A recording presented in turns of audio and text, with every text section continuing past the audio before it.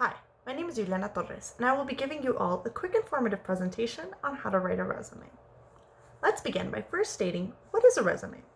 A resume is a formal one-page document that serves to show a person's career background and skills, and is typically used in order to obtain a job. Resumes come in many different formats, but usually consist of the following sections: contact information, objective, education, experience, and skills. The first section, and the easiest to find, should always be your contact information.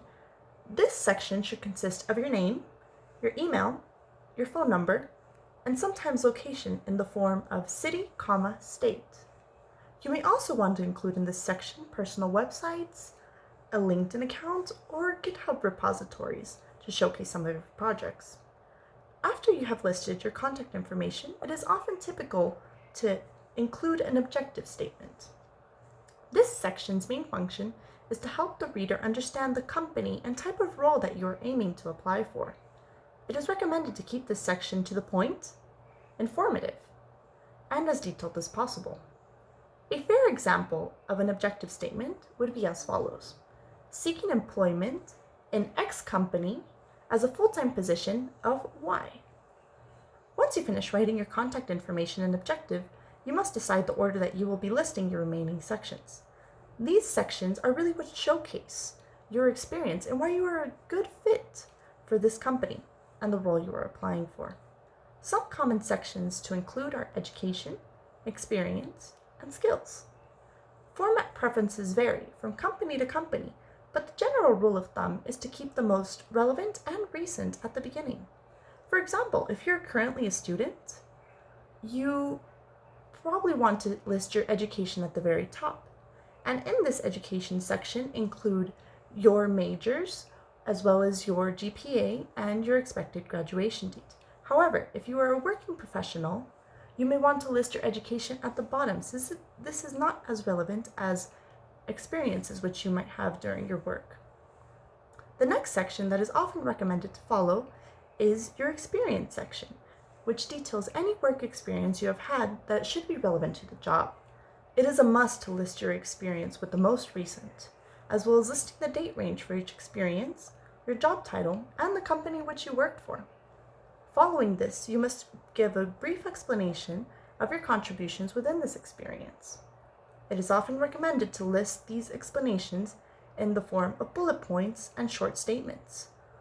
Google recommends that writing these short statements should be in their XYZ format, which is as follows: accomplished X as measured by Y by doing Z. What this format shows us that it is good to begin your statements with an action verb such as accomplished, and then following that with the impact that your work did, and bringing in metrics to help conceptualize the amount of impact. And finally, ending your statement with what tools or techniques you use to create this impact. Finally, it is good practice to add a section called skills, in which you concisely list any of your relevant professional or technical skills which might be helpful within the role.